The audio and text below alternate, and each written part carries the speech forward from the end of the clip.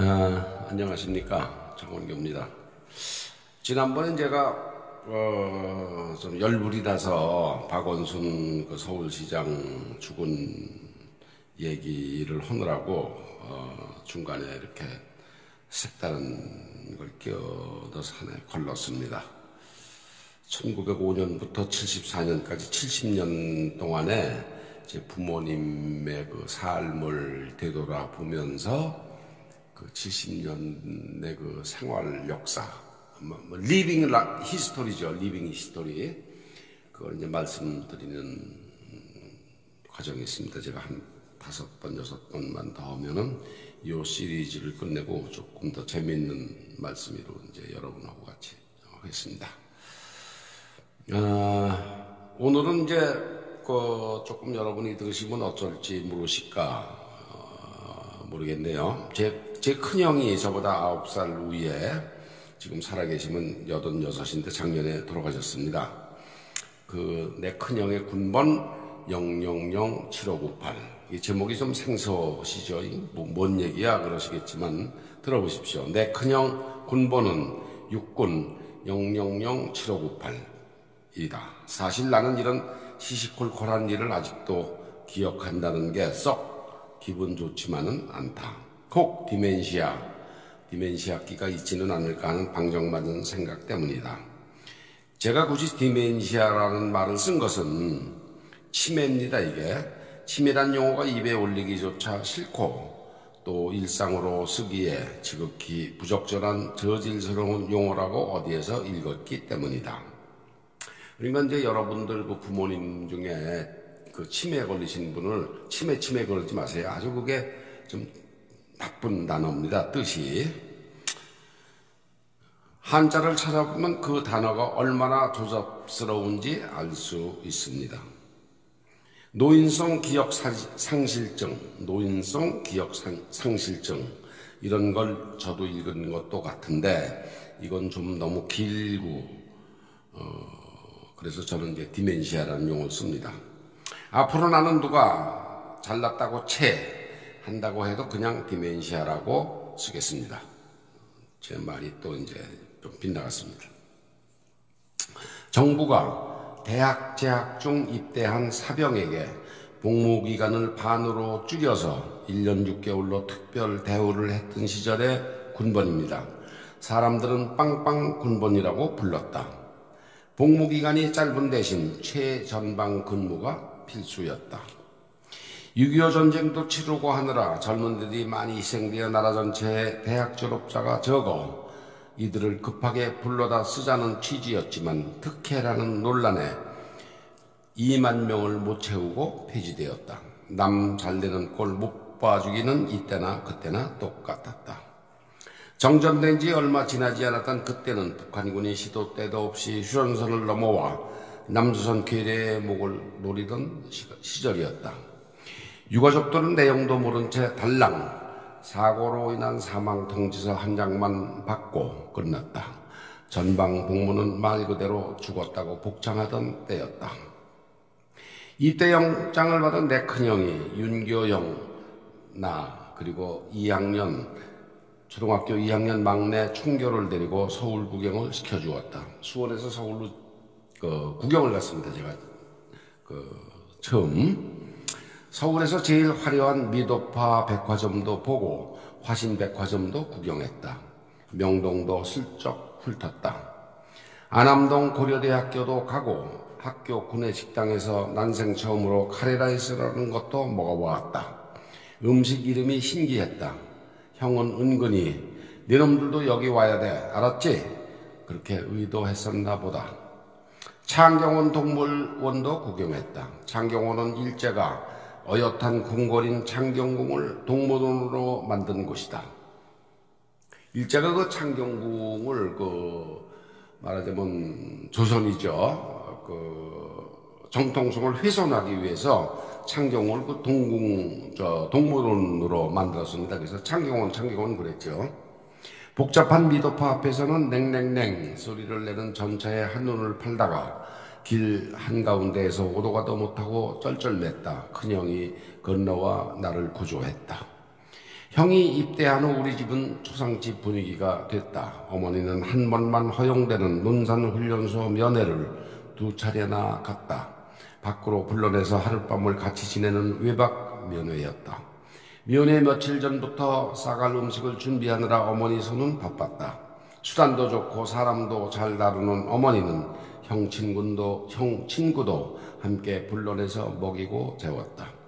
훈련을 마친 큰형은 경기도 연천에 최전방 대대로 배속되었다. 대대장은 무슨 생각을 했는지 휘하의 빵빵군번 셋을 내무반에서 뚝 떼어내 독립숙소에 머물게 했다. 말이 독립숙소이지 반토굴인데 내무반 생활을 안 하는 대신 밥도 따로 해먹느라 거지가 따로 없다고 했다. 어머니는 이곳으로도 2번 면회를 갔는데 당시 철원 쪽 전방지역은 서울에서도 당일 황복이 쉽지 않은 오지였다. 어머니는 형을 영환이로 불러내서 밥도 해먹이고 하루를 같이 잤다. 지금의 뭐 철원이야 뭐 그냥 반나절 글쎄 뭐 갔다 금방 오잖아요. 그때는 뭐 철원을 한번 간다 그러면은 하룻밤을 꼭 자야 했습니다. 우리 형제는 이후 큰형이 제대하면 둘째가 제대하면 셋째, 또 제가 넷째입니다. 나와 내 막내까지 도합 14년을 사고 없이 군대를 마쳤다. 지 오형제가 군대 사병 생활을 한 게 도합 14년입니다. 큰형이 군대에 있던 기간은 윤교영과 나에게 호시절이었다. 꿀밤을 맞을 일도 없었고 겨울이면 목욕탕에 끌려가 등짝을 맞으며 때를 밀릴 일도 없었다. 나와 6학년 같은 반을 했던 이상근이라고 제 6학년 때 그 같은 반의 동창이 제 친구가 있었습니다. 이상근은 모두에게 회피 인물이었다. 요새 말로 왕따였다. 이상근은 여자애들 고무줄 끊기, 치마 내리기, 치마를 입고 다니면 이렇게 잡아내려서 이제 망신 뭐라 그럽니까? 아주 굳은 장난이죠. 오자미라는 거 있었습니까? 이렇게 조그만 에다 이제 뭐 이런 걸 넣어서 이렇게 여자들이 던지고 노는 일본 말이죠. 일본 말로 오자미 뺏기, 도시락 훔쳐 먹기를 하러 학교를 왔다. 소매로 하도 코를 문질러대서 소매자락이 반질반질했다. 이 녀석이 수업 시간에 코를 골고 자다가 담임이 부르는 소리에 깜짝 놀라 일어나 대뜸 28은 16이요 하고 외쳤는데 이 28이 16이 그의 별명이 되었다. 이상근은 구구단도 못 외우고 졸업을 했는데 난 이 녀석 집이 참 어렵구나 하는 생각을 했다. 내 반에서만 내로라 하는 경기, 용산, 숭명, 진명 그리고 초등학교 선생이 되는 사범학교까지 모두 9이 서울로 진학했다. 중앙중학을 간 나를 빼고 모두 과외를 하는 팀이었는데 그 아이들 도시락 반찬에는 계란이나 장조림이 빠지지 않았다.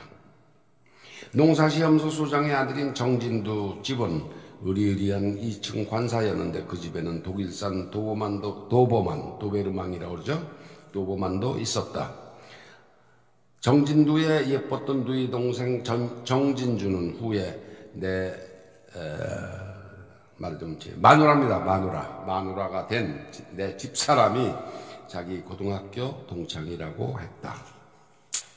그 농사시험종 소장을 하던 걔네 집을 놀러 갔는데 그 사람 나중에 뭐 농림부 차관도 하고 그랬습니다.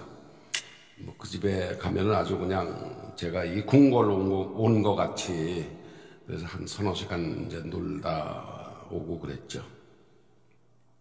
나는 나이가 2살은 더 많았던 김창덕, 제 고등학교 동창 중에 김창덕이라고 있었는데 김창덕과 자주 어울렸다. 키도 크고 우람한 김창덕은 축구를 아주 잘 했는데 찐한 평안도 사투리를 썼다. 아버지가 고물상을 해서 마당이 온통 세 조각으로 그득했다. 집에 오는 길에 나는 김창덕 집에서 몇 시간씩 놀았다. 엄마가 없는 김창덕은 국수도 참 잘 삶았다. 창덕이와 친했던 덕에 나는 키가 아주 작았어도 남자끼리 하는 축구 시합에서 한 번도 후보로 밀리지 않았다. 나는 덩치에서 창덕이는 공부해서 서로 꼬북 노릇을 했다. 저는 이제 김창덕이한테 뭐 이렇게 공부를 조금 걔보다 낮게 했으니까 이렇게 좀 위세가 있고, 김창덕은 아주 등치도 크고 뭐 그랬습니다. 중학교 한 3학년 정도 되는 체격이었었는데, 걔가 또 저를 또 이렇게 봐주고 그래서 서로 이렇게 꼬북노릇을 했습니다. 우리 집에서 가까운 큰 길가에 돈 잘 버는 철물점이 있었는데, 이 집에는 내 또래와 그 형이 있었다. 형제는 통 우리와 어울리지를 않았다. 우리는 딱지치기, 구슬치기, 자치기 같은 놀이를 하고 있었는데, 걔네 형제는 제대로 된 축구공을 차고 놀았다. 이렇게 큰 공을 가지고 놀았습니다. 그때도 걔네들은. 자기들끼리 쏙닥쏙닥 놀다가도 우리가 다가가면 그 부모가 집으로 홀라당 불러들이곤 했다. 나는 요놈들도 괘씸하고 얄미웠지만 그 부모가 더 미웠다. 그해 초겨울에 이 형제가 부모가 사준 새 스케이트를 신고 미쳐 단단히 얼지 않은 저수지에 빠져 함께 숨졌다. 우리는 썰매나 기껏 나무 판자에 굵은 철사를 박아서 스케이트를 합시고 신용하기도 바쁜데, 번쩍거리는 구두 스케이트를 신고 이놈들은 놀았다. 부럽고 샘도 났다. 사람들은 모두 그 부모가 죄 없는 자식을 죽였다고 했다. 지인은 뭐 요만한 그 널판대기에 그냥 굵은 철사를 어떻게 구해서 이렇게 대고 이제 스케이트 탄다고 막 노끈이로 막 동여매고 그러고 놀았는데, 요놈들은 그냥 구두에다가 그냥 날 있는 지금 그 보시는 그 스케이트 타고 놀았거든요. 그런데 샘도 났지만 그거를 이제 지들하고 못 놀게 싹싹 빼돌리고 그런 부모가 더 미웠었어요, 사실 지가. 학교는 학기 초에 뭘 하기로 계획을 세우면 죽기 살기로 반드시 해야 하는가 보다. 그래, 하기야. 이래서 빼고 저래서 이스큐즈를 하면은 교육이 제대로 될 턱이 없다. 소풍도 그렇다. 가난했어도 봄, 가을로 1년에 2번은 꼭 갔다. 학교가 이제 봄 소풍, 가을 소풍 간다 그러면 그냥 죽자고 가는 거예요. 우리는 소풍이라고 안 하고 꼭 원족 간다고 했는데, 싸우는 음식이 모두 거기에서 거기였다. 이 원족이니까 멀온자, 발족자, 멀리 이제 간다는 얘기죠. 일본 말인 것 같아요. 소풍이란 말이 없었습니다. 그때 원족 간다고 했습니다. 사과 아니면 복숭아 2개, 삶은 달걀, 김밥, 사이다, 과자 부스러기가 우리가 싸우는 전부였다.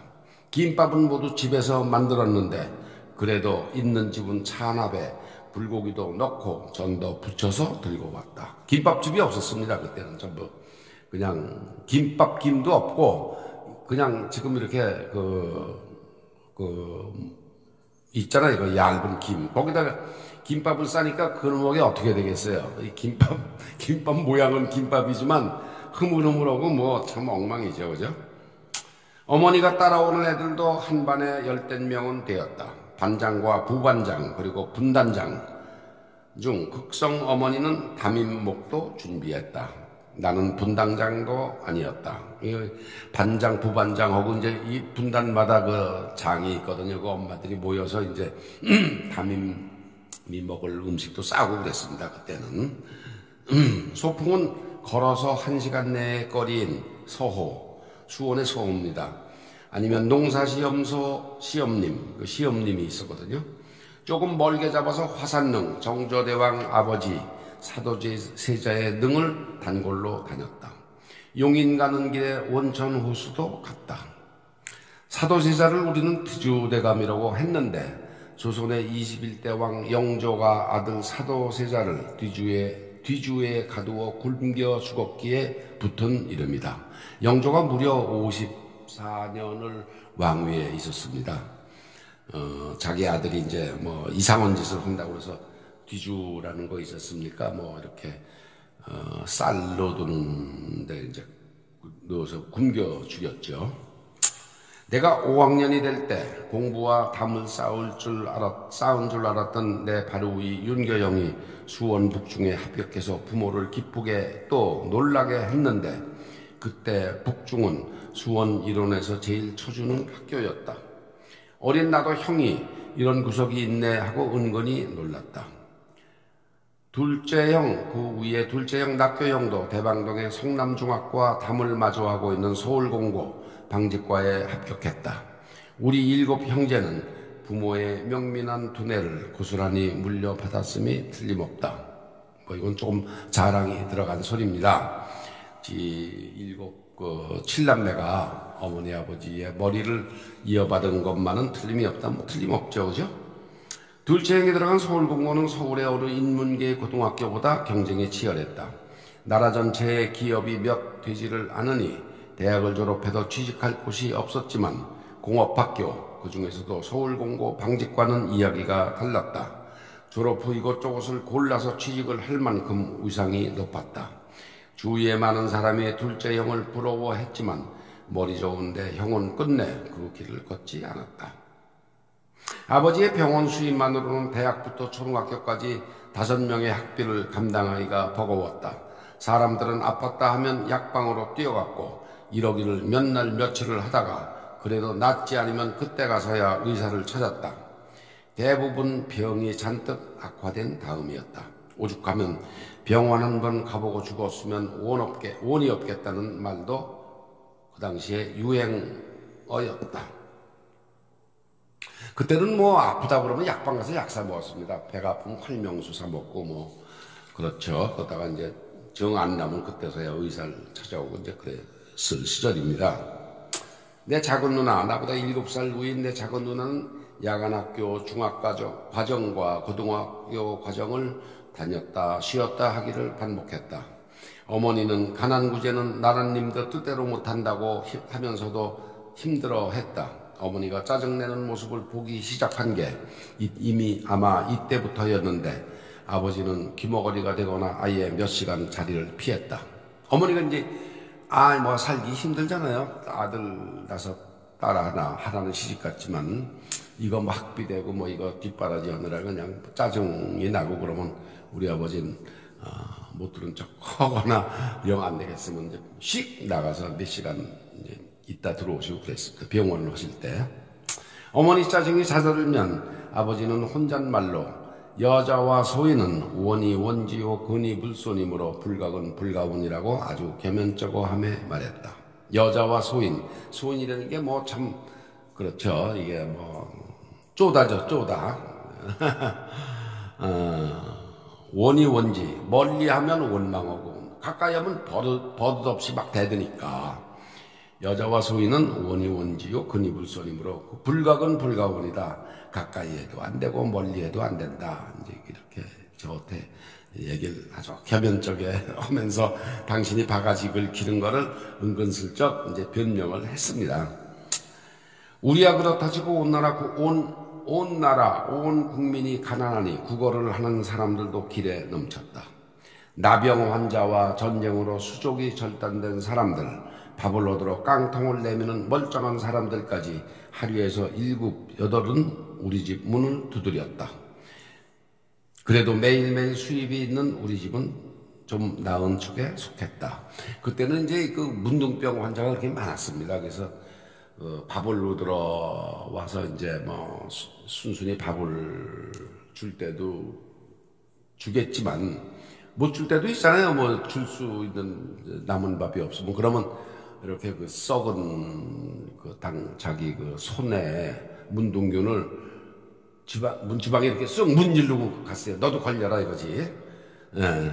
그때 제가 이제 배웠습니다. 아버지한테. 문둥균은 공기 중에 노출되는 순간 3분 이내에 죽는다.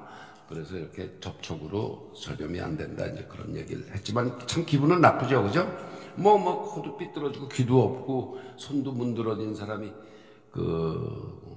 썩은 말하자면 이 손가락이 이걸 쭉 문지르고 가면 기분이 좋겠어요? 집안 사람이. 그러니까 문둥이나 이런 사람은 어떻게든지 그런 짓 안 하게 이게 이제 밥을 한 주먹씩이라도 주워서 보내고 그랬습니다. 그때. 친척 손님도 끊이지를 않았다. 교통도 불편하고 전화도 없었으니 오랜만에 먼 곳 친척을 방문하면 하루나 이틀은 묵어가던 것이 예사였다. 어머니는 손님이 오면 청요리를 주문했다. 어머니는 꼭 청요리란 말을 썼는데 그래봤자 짜장면과 우동에 탕수육 그리고 독한 배가리 단골 메뉴였다. 기껏해야 물만두 정도가 한 그릇 더 따라붙었다. 손님이 오면 청요리 시키자 그래서 이제 짜장면 우동 거기다 이제 탕수육에다 뭐 빼갈 이렇게 시키고 그랬습니다. 직장은 고생하고 먹고 살 식량도 부족했던 지방에서는 젊은 처자들이 도시로 나가 식모를 살았다. 지금에야 가사도우미란 말을 쓰지만 집안일을 도맡아 하고 잠자리와 먹는 문제만을 해결했다. 월급은 없거나 아주 적었다. 우리도 지인의 부탁으로 몇 달 사람을 썼지만 어머니는 하인을 두면 주인이 하인 노릇을 해야 한다며 불편해했다. 근데 식모를 썼습니다. 조금 일거리가 많고 그러면은 월급은 없죠. 먹고 사는 겁니다. 그러니까 저 경상도 산골, 충청도, 저 전라도 산골에서 이제 올라온 그 젊은 처자들이 그야말로 자기 집에는 잎 하나 더 올리고 자기는 여기 나와서 그냥 먹고만 살기 위해서 식모라고 그랬습니다. 그때는 그걸 많이 살았죠. 우리 병원마저 바로 맞은편에는 깔끔한 일본인 노 부부가 일본식 냄비 우동 장사를 했다. 부부가 2차 대전에서 패망한 고국으로 돌아가지 않고 머물렀는지 아니면 갔다가 다시 나온 사람들인지는 모르겠지만 아버지는 가끔 한국말이 서툴고 주위에 아는 사람도 없는 이 부부의 말동무도 되어 주었다. 우리는 냄비 우동을 각계 우동이라고 불렀다. 일본도 전쟁 후 직장을 잡기도 먹고 살기도 힘들었지만 전 국토가 재가 되다시피 한 한국과는 비할 바가 아니었다. 일본도 그때 참 어려웠습니다.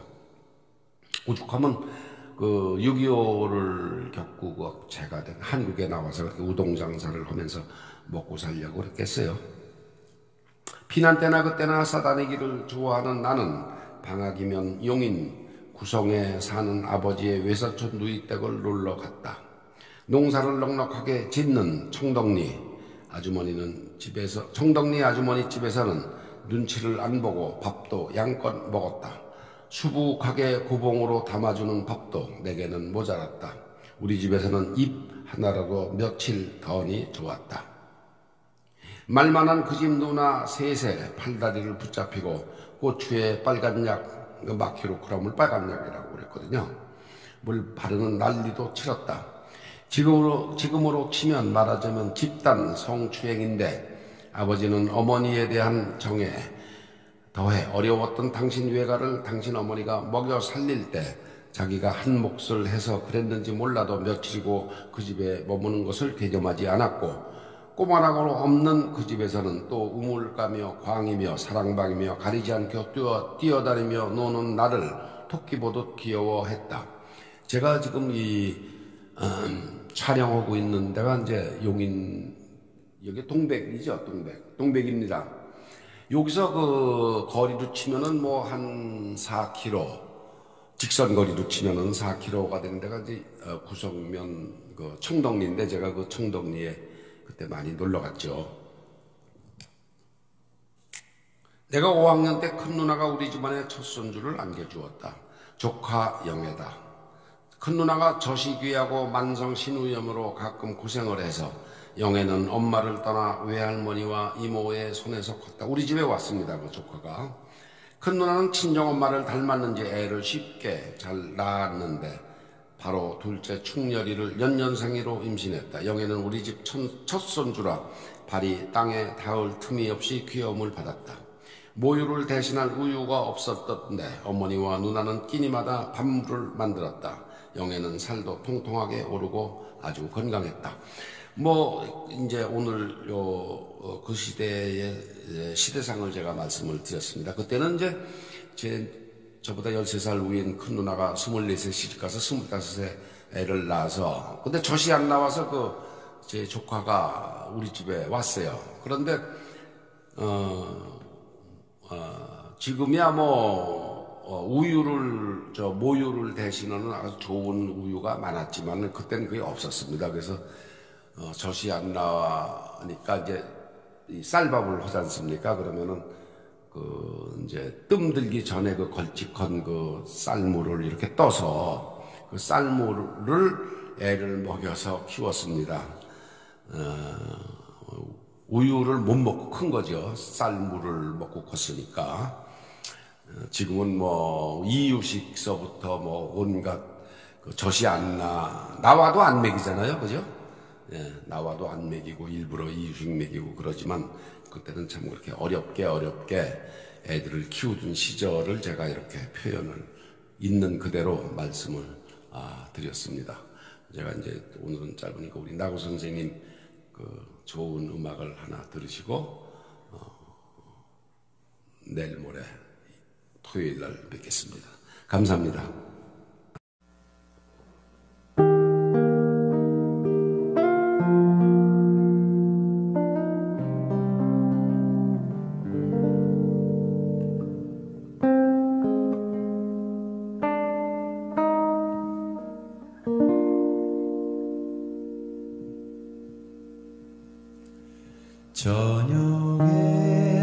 저녁에는 기울고 들엔 빨간 분꽃이 피고 들려나간 사람들 노을 지고 돌아올 시간 작은 물고기 강가에 허리 구부려 몸들을 씻고 빛나는 물결 그 강둑길 그리움처럼들 돌아올 시간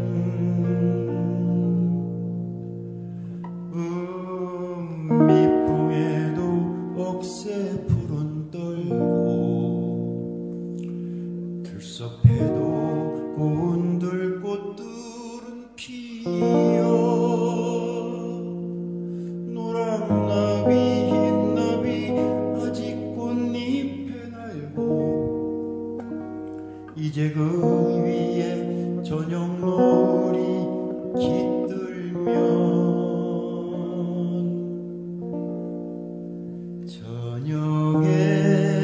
저녁에는 기울고 들엔 빨간 분꽃이 피고 들려 나간 사람들 노을 지고 돌아올 시간